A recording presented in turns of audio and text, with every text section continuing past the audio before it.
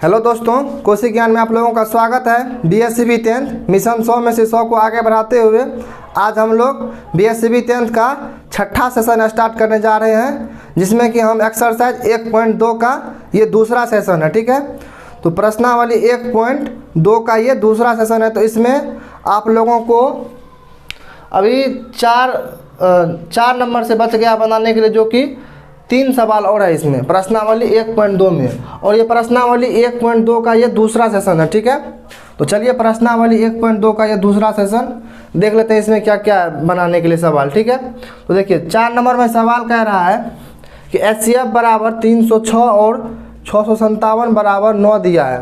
कहने का मतलब है कि 306 और 657 का HCF 9 दिया गया है। ठीक है, तो LCM 306 और 657 का ज्ञात करने के लिए बोल रहा है। ठीक है, तो हमने आपको एक फार्मूला सिखाया था, ये उसी फार्मूला को यूज करने के लिए बोल रहा है कि इस टाइप से दिया है कि इसका HCF दिया हुआ है और LCM ज्ञात कीजिए। ठीक है, तो हमने आपको बोले थे कि इसमें अगर एक बताए थे फार्मूला A गुने B बराबर HCF गुने LCM, और आपको बोले थे कि अगर किसी संख्या का HCF दिया रहेगा तो हम उसका LCM निकाल सकते हैं, LCM दिया रहेगा तो HCF निकाल सकते हैं। देखिए कैसे, इसमें HCF दिया हुआ है, LCM ज्ञात करना हमको। ठीक है, तो यहाँ पे लिखेंगे LCM बराबर A गुने B बटे HCF। ठीक है, तो A गुने B बटे HCF। तो देखिए A कितना है, A है आपका 306 गुने B कितना है 657। ठीक है, HCF कितना है 9। ठीक है, तो इसको काट दीजिए, कटता है, इसको काटिए, ये शायद 9 से कट जाएगा। 9 तिया 27, 9 तिया 27 और 9 चौके 36। 9 तिया 27, 3 बचा यहाँ पे, 6 आ गया तो 36, 9 चौके 36। ठीक है, तो इसका HCF हो जाएगा आपको 657 गुने 34। ये आपका हो गया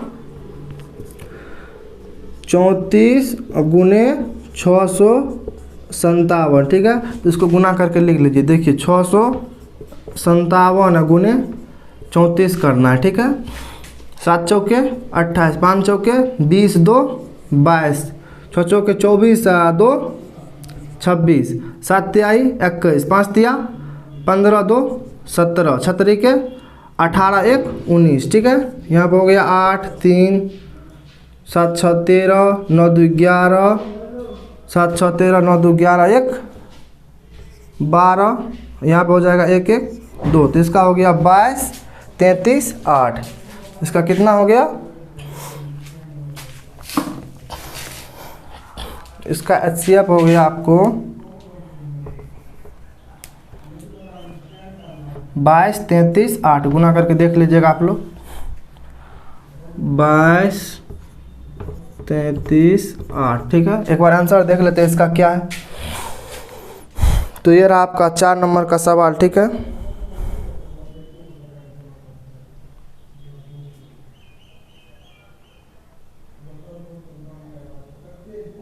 बाईस 33 8। ठीक है, ये सही है। उसके बाद इसको आप लोग नोट कर लीजिए, ये 7 नंबर का सवाल हम पहले से लिख के रखें क्योंकि ये बड़ा सवाल है। ठीक है, तो ताकि आप लोगों को समझा सके इसमें क्या चक्कर है। ठीक है, तो 5 नंबर का देखिए क्या है।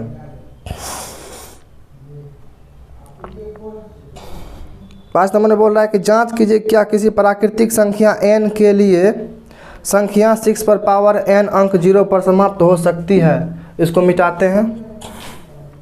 ठीक है, अब देखिए 5वें नंबर में क्या बोल रहा है।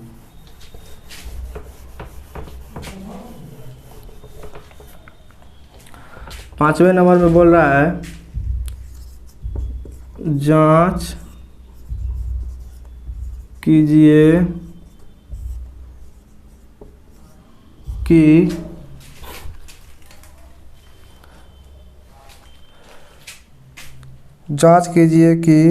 क्या किसी प्राकृतिक संख्या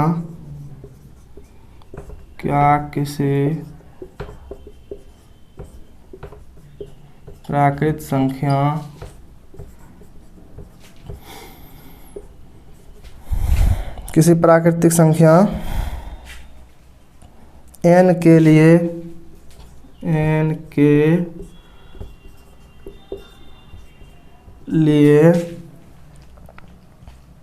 संख्या 6n अंक 0 पर समाप्त हो सकती है। संख्या 6n 6 पर पावर n अंक 0 पर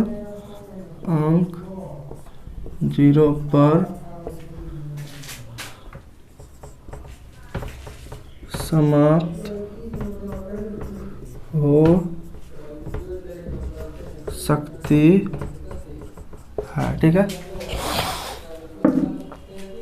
अब देखिए ये बोल रहा है कि जांच कीजिए कि क्या किसी प्राकृतिक संख्या n के लिए संख्या 6 पर पावर n अंक 0 पर समाप्त हो सकती है। ठीक है, जहाँ पे n कोई प्राकृतिक संख्या है। ठीक है, प्राकृतिक संख्या जैसे आपको बताए थे कि गिनती की संख्या प्राकृतिक संख्या कहते हैं, जैसे 1 2 3 4 5 ये हो गया प्राकृतिक संख्या। ठीक है, तो ये वही बोल रहा है कि अगर 6n पर पावर प्राकृतिक संख्या जैसे 1 हो गया, 2 हो गया, 3 रहेगा, 4 रहेगा, 5 रहेगा, तो ये सब अगर रहेगा 6 पर पावर 1 2 3 4 5 प्राकृतिक संख्या कोई भी, तो क्या वो कभी 0 पर समाप्त होगा? उसका अंतिम अंक मतलब उसका इकाई वाला अंक 0 आएगा, वो चेक करना है इसमें। ठीक है, देखिए यहाँ पे लिखेंगे हल। ठीक है, पहले आप एक चीज़ समझ लीजिए, यहाँ पर देखिए 6 पर पावर 1 है, 6 पर पावर 2 है, 6 पर पावर 3 है, 6 पर पावर 4 है, ऐसे करके है। ठीक है, तो 6 पर पावर 1 का मतलब 6 पर पावर 2 का मतलब 6 गुने 6 36, 6 पर पावर 3 का मतलब 6 गुने 6 गुने 6, तो 36 गुने 6 कीजिए, 6 6 के 36, 36 के 18, 18 3 21, 216। ठीक है, उसके बाद 6 का क्यूब कीजिए, 6 का क्यूब 216 और 6 पर पावर 4 कीजिए, कितना होता है?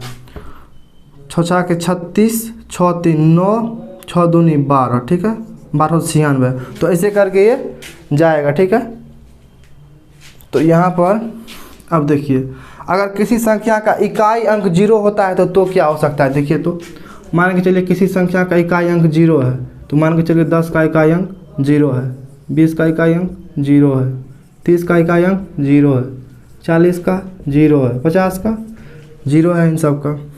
तो इन सब को हम कैसे लिख सकते हैं? 2 गुने 5, 10 को लिखेंगे। ठीक है, इसको हम कैसे लिख सकते हैं?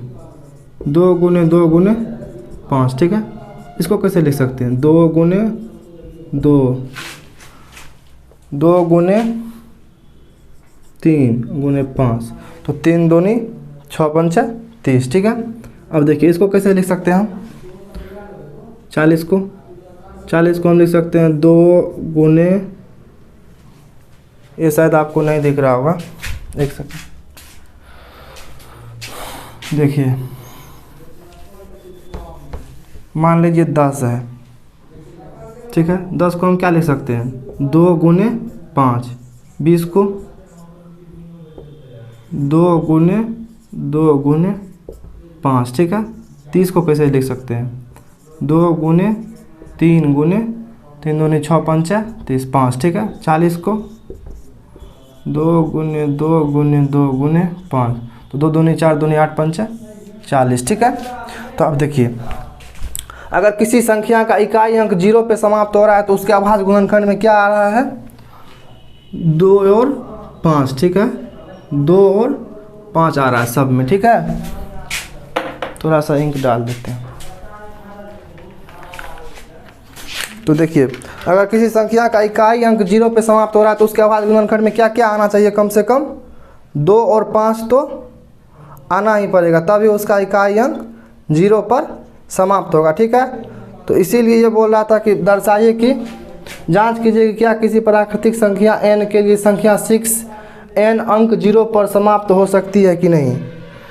तो अगर इसमें देखिए 6 के अभाज्य गुणनखंड में क्या क्या है? 6 पर पावर n, तो n मान लीजिए 1 है, 2 है, 3 है, तो उससे मतलब नहीं। देखिए एक बार रख के देखे हैं, n का पावर 1 2 3 4, तो क्या आ रहा है? 36 आ रहा है, 6 आ रहा है, 216 आ रहा है, 1296 आ रहा है। ठीक है, तो हम इसका हल ऐसे लिख सकते हैं, क्योंकि ये तो कभी 0 पर समाप्त होगा ही नहीं, क्योंकि 6 के यहाँ देखिए 6 के अभाज्य गुणनखंड में क्या है? 2 और 3 है, ठीक है। 2 और 3 रहेगा तो ये होगा ही नहीं 0 पर समाप्त इकाई अंक इसका।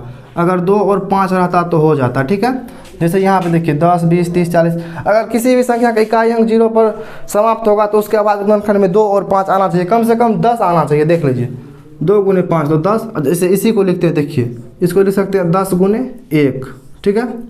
इसको लिखते हैं 20 को, तो 20 को हम कैसे लिख सकते हैं 10 गुने 2, 20 लिख सकते हैं। 30 को देखिए 10 गुने 3 क्या होगा 30, 10 गुने 4 क्या हो जाएगा 40, ठीक है। देखिए इसी 10 को 2 गुने 5 लिख सकते हैं, इसी 10 को 2 गुने 5, इसी 10 को 2 गुने 5। इसीलिए अगर किसी संख्या का इकाई अंक 0 पर समाप्त होगा तो उसके बाद गुणनखंड में 2 और 5 आना जरूरी है, ठीक है। तो ये बस आपको समझाने के लिए था, इतना लिखने का ज़रूरत नहीं कहीं, ठीक है। ये बस समझ लीजिए। उसके बाद यहाँ पर हल लिखेंगे, क्या लिखेंगे 6n, ठीक है। इसको हम लिख सकते हैं 2 गुने 3 पर पावर n, वैसे लिख दीजिए, ठीक है। 2 गुने 3 पर पावर n, इसको एक स्टेप बढ़ा दिए, ठीक है। तो यहाँ लिखेंगे, यहाँ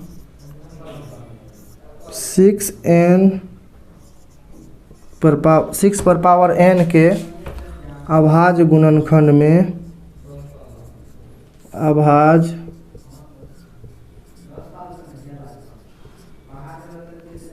गुणनखंड में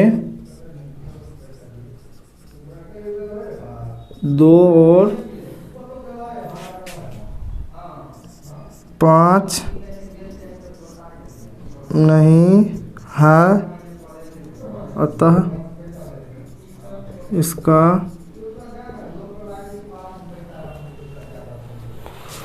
इकाई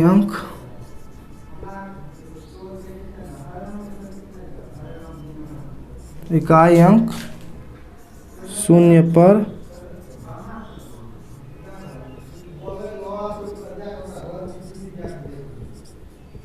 समाप्त नहीं हो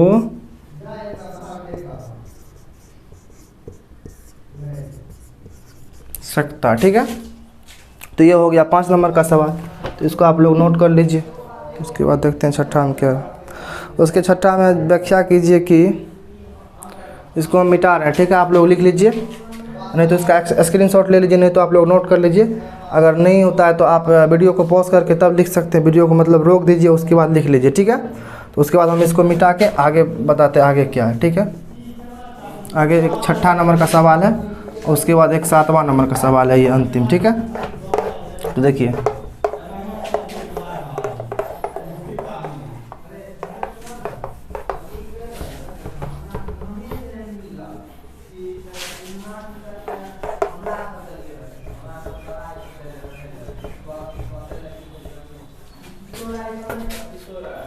और देखिए 6 नंबर में बोल रहा है व्याख्या कीजिए कि, 6 में बोल रहा है व्याख्या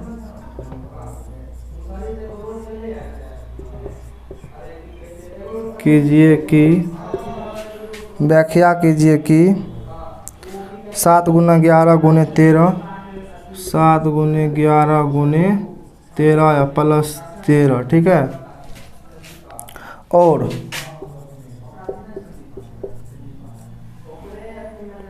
6 गुने 7 गुने 5, 7 गुने 6 गुने 5 गुने 4 गुने 3 गुने 2 गुना 1 प्लस 5, ठीक है। ये बोला कि जांच कीजिए कि 7 गुने 1 गुना 7 गुने 11 गुने 13, 7 गुने 11 गुने 13 प्लस 13 और 7 गुने 6 गुने 5 गुने 4 गुने 2 गुने 1 प्लस 5 भाज्य संख्याएं क्यों हैं। ये बोला कि भाज्य संख्याएं क्यों हैं, यही बोल रहा है भाज्य संख्याएं क्यों है, ठीक है। तो भाज्य संख्या क्या होता है, जिसके अभाज्य गुणनखंड में स्वयं और एक के अलावा दूसरा कोई आएगा तो वो भाज्य संख्या होगा। जैसे देखिए हम बताए थे कि जैसे मान के चलिए यहाँ पर 20 है, ठीक है। तो यहाँ पर लिखेंगे 2 गुने 2 गुने 5। तो देखिए इसके अभाज्य गुणनखंड में स्वयं के अलावा कुछ और भी आया, जैसे 2 आया है, 2 आया है, 5 आया, ठीक है। अब जैसे मान के चलिए 2 है, 2 एक अभाज्य संख्या है, तो 2 के अभाज्य गुणनखंड में क्या क्या लिख सकते हैं हम, 1 गुने 2। तो इसमें देखिए स्वयं और 1 के अलावा कोई और नहीं आया है, तो ये हो गया आपका अभाज्य संख्या, ठीक है। अब देखिए 4 है, जैसे 4 को लिख सकते हैं 2 गुने 2। तो इसके अभाज्य गुणनखंड में देखिए स्वयं और 1 के अलावा दूसरा कोई आया है ना, जैसे स्वयं और 1 के अलावा, तो स्वयं तो ये हो गया 4 और 1 के अलावा, तो 1 के अलावा इसमें 2 भी आया है, 2 2 बार आया है, तो ये हो गया भाज्य संख्या। जैसे 10 है तो 10 भाज्य संख्या है, 2 गुने 5। तो यही बोल रहा है कि ये जांच कीजिए, व्याख्या कीजिए कि 7 गुने 11 गुने 13 प्लस 13 और 7 गुने 6 गुने 5 गुने 4 गुने 3 गुने 2 गुने 1 प्लस 5 भाज्य संख्याएं हैं क्यों। मतलब इसको भी पता है कि ये भाज्य संख्या है, लेकिन आपको बोल रहा है कि बताइए कि ये क्यों है भाज्य संख्या, ठीक है। देखिए इसको और इसको 2 पार्ट में सॉल्व कर देते हैं, ठीक है। तो पहले वाला पार्ट का देखिए, 7 गुने 11 गुने 13 प्लस 13 है, ठीक है।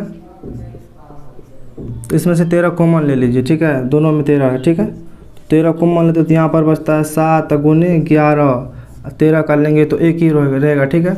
क्योंकि देखिए 13 में से 13 गया तो 13 में भाग लगेंगे 13 से, तो 1 हो गया यहाँ पर, ठीक है। प्लस यहाँ पर 13 इसमें से निकाल लेंगे तो यहाँ पर हो जाएगा 1, ठीक है। तो इसको लिखेंगे 13, इसको देखिए गुना कीजिए, 11 7 77 गुने 1 77 और जोड़ 1, तो ये हो जाएगा 78, ठीक है। तो ये हो जाएगा 13 गुने 78, ठीक है। तो इसको गुना करना नहीं है, वैसे देखिए ये बोल रहा है कि व्याख्या कीजिए कि इतना 7 गुने 11 गुने 13 प्लस 13 और 6 गुने 5 गुने 4 गुने 3 गुने 2 गुने 1 प्लस 5 एक भाज्य संख्या क्यों है, ठीक है। तो यही व्याख्या करने के लिए बोल रहा है। तो बाद में लिख देंगे क्योंकि इनके अभाज्य गुणनखंड में 13 और 78 आ रहा है, मतलब इनके अभाज्य गुणनखंड में स्वयं के अलावा और कुछ आ रहा है, इसीलिए ये भाज्य संख्याएँ है, ठीक है। तो अब दूसरा पार्ट देखिए, दूसरा वाला है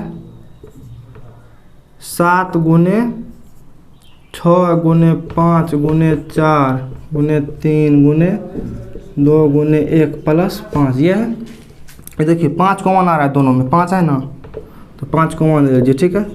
इसमें लिखेंगे 7 गुने 6, 5 के जगह पर 1 हो जाएगा, कॉमन लिए 5, तो गुने 4 गुने 3 गुने 2 गुने 1 प्लस 1, ठीक है। अब इन सबको गुना कर दीजिए, 7 गुने 6 42, 1 सेकंड थोड़ा इंक डालने दीजिए। तो 7 गुने 6 42, 42 गुने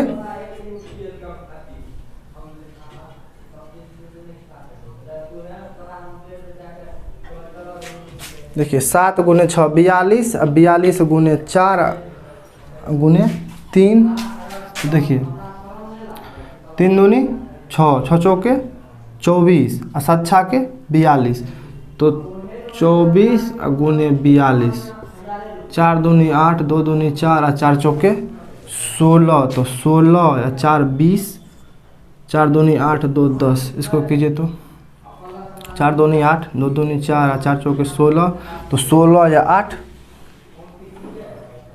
16 या 4 20 का 0 हाथ में 2, 4 दूनी 8 2 10, ठीक है। ये ऐसे भी गुना करते हैं, नहीं तो आप वैसे कर लीजिए जैसे करते हैं, 24 गुने 42, देख लीजिए 4 दूनी 8, 2 दूनी 4, 4 चौके 16, 4 दूनी 8, ठीक है। तो 8 6 4 10, 8 2 8 2 10, ठीक है। देखिए 108 है ना। तो आप चाहे तो एक दूसरा तरीका है गुना करने का, जैसे देख लीजिए इसमें कैसे करते हैं। जैसे इसको गुना कर देंगे तो 4 दूनी 8, ठीक है। उसके बाद इस कोने को गुना कीजिए, तो 4 चौके 16 और फिर इस कोने को कीजिए, तो 2 दूनी 4, तो 4 चौके 16 और 2 दूनी 4, दोनों को जोड़ दीजिए, तो 16 4 20, 20 का 0 हाथ में 2। अब देखिए 4 गुने 2 तो 8 और 2 जो शेष था वो जोड़ देंगे, तो 8 2 10, ठीक है। तो ये हो गया आपका कितना,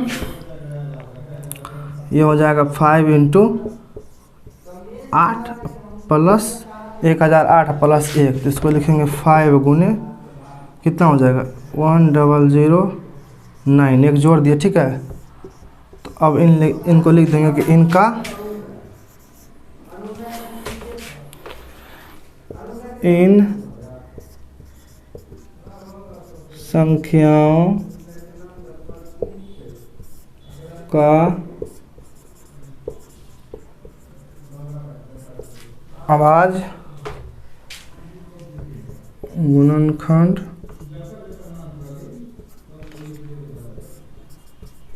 होता है, अतः ये भाज्य संख्याएं हैं, ठीक है। बस इतना लिख दीजिए, हो गया। उसके बाद देखिए नेक्स्ट सवाल क्या कह रहा है।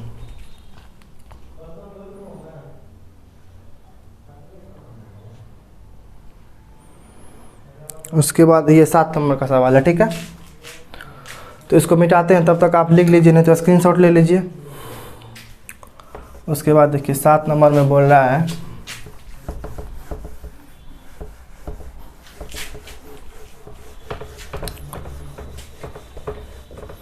7 नंबर बोल रहा है किसी खेल के मैदान के चारों ओर एक वृत्ताकार पथ है, ठीक है। मान के चलिए ये कोई खेल का मैदान है और वृत्ताकार पथ है, तो मतलब ये गोल रहेगा, ठीक है, लगभग सर्किल टाइप में, ठीक है।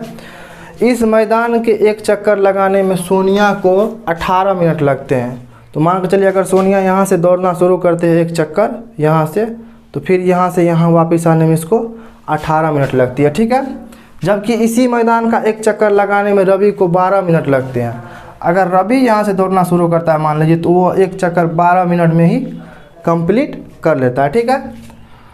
तो मान लीजिए कि वो एक ही स्थान और एक ही समय पर चलना प्रारंभ करके, मान लीजिए कि वो दोनों एक ही स्थान से, मान के चलिए यहीं से दोनों चलना प्रारंभ करता है, दौड़ना, ठीक है। चलना प्रारंभ करके एक ही दिशा में चलते हैं और एक ही डायरेक्शन में, मान के चलिए इधर जा रहा है तो दोनों इधर ही दौड़ेगा, ठीक है। तो कितने समय बाद वे पुनः प्रारंभिक स्थान पर मिलेंगे। इनका कहने का मतलब है कि कितने समय के बाद जो है वो फिर प्रारंभिक स्थान पर जहाँ से शुरू किया, स्टार्ट किया, यहाँ पर मिल जाएगा। चाहे इसमें चक्कर कम या ज़्यादा भी हो सकता है, क्योंकि ये 18 मिनट में एक चक्कर लगाती है सोनिया और रवि 12 मिनट में ही लगाता है। तो कहने का मतलब है कि अगर रवि 1.5 चक्कर लगाएगा, सोनिया उतना समय में अगर एक चक्कर लगाएगी तो रवि का 1.5 चक्कर होगा। जैसे देखिए अब कैसे, तो इस टाइप के सवाल में तो आपको बस एक होता है हल, इसका कर दीजिए, एलसीएम निकाल दीजिए, हो गया। हल क्या करना, उसके बाद बताते हैं कैसे होता है, लैब बताते हैं। देखिए तो देखिए 18 है और कितना है 12 है, तो 18 का एलसीएम आवाज गुणनखंड से निकाल दीजिए, नहीं तो यूक्लिड विभाजन से निकाल दीजिए, जिससे मतलब उससे निकाल दीजिए। इसमें लिखेंगे 2 गुने 3 गुने 3, इसका लिखेंगे 2 गुने 2 या गुने 3, ठीक है। इसका एलसीएम क्या हो जाएगा, इसको हम लिख सकते हैं 2 गुने 3 पर पावर 2, इसको लिख सकते हैं हम 2 पर पावर 2 गुने 3। तो हम आपको बोले थे कि एलसीएम में क्या करना है, जो है उसको लिख दीजिए, उसके बाद उसका जितना अधिकतम घात है वो ले लीजिए। तो जैसे देखिए इधर है 2 गुने 3, 2 और 3 ही ठो है दोनों मिला करके, ठीक है। इसका अधिकतम घात देखिए 2 का कितना है, अधिकतम घात 2 है, 3 का अधिकतम घात 2 है, हो गया। तो 2 गुने 2 4 और 3 पर पावर 2 है, तो इसका मतलब 3 गुने 3 तो 9, तो 4 गुने 9 कितना हुआ 36 हुआ, ठीक है। तो इसका आंसर यही रहा कि 36 मिनट के बाद वो प्रारंभिक स्थान पर पहुंचेगी। क्या होगा 36 मिनट के बाद वो प्रारंभिक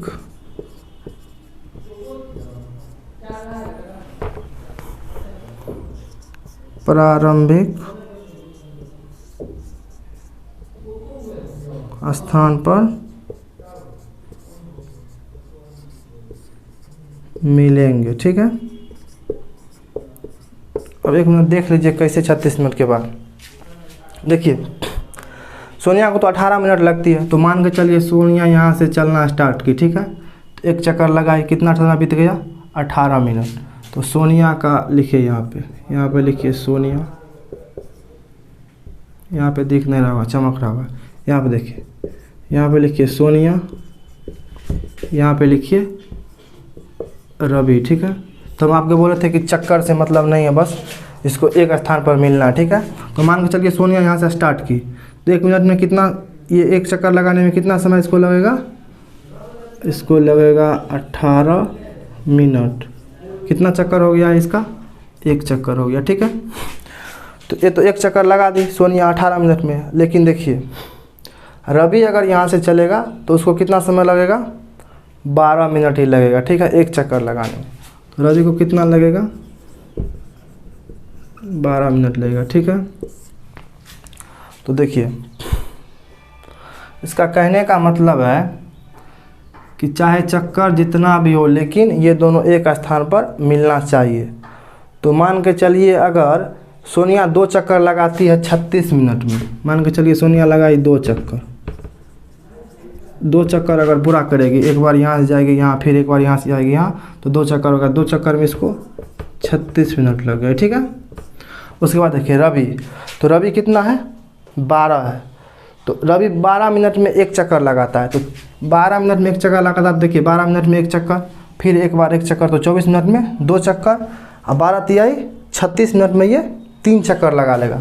तो ये देखिए ये 36 मिनट में लगा लेगा कितना चक्कर? 3 चक्कर। तो बस यही बोला था कि वो कब कितने समय के बाद एक ही स्थान पर मिलेंगी। तो 36 मिनट के बाद वो दोनों एक ही स्थान पर मिलेंगे, जिसमें कि 36 मिनट में जो है सोनिया का 2 चक्कर हो गया होगा और रवि का 3 चक्कर हो गया होगा, ठीक है। तो यही सवाल मैं कह रहा था, तो ये बस आप समझ लीजिए। बाकी इस टाइप का सवाल में आपको एलसीएम निकाल के आसानी से आंसर मिल जाता है, ठीक है। तो यहाँ तक समझ गए। तो बस 1.1 प्रश्नावली आप लोगों का कंप्लीट हो गया, ठीक है। तो अब नेक्स्ट वाले क्लास में 1.3 बचा है और 1.4 बचा है, तो वो करवा देंगे। तो बस आज के क्लास में इतना ही। और यदि आपको ये क्लास अच्छा लग रहा है तो आप इस वीडियो को लाइक कर सकते हैं और हमारे चैनल को सब्सक्राइब कर सकते हैं। और जिसको PDF और नोट्स चाहिए, जिससे कि इसी का PDF डालते हैं, आंसर डाल देते हैं उसी में, तो वो आप टेलीग्राम चैनल नीचे डिस्क्रिप्शन में लिंक होगा, उसको ज्वाइन कर लीजिए। और व्हाट्सएप का भी लिंक है, तो उसको भी आप ज्वाइन कर सकते हैं, ठीक है। वीडियो देखने के लिए धन्यवाद।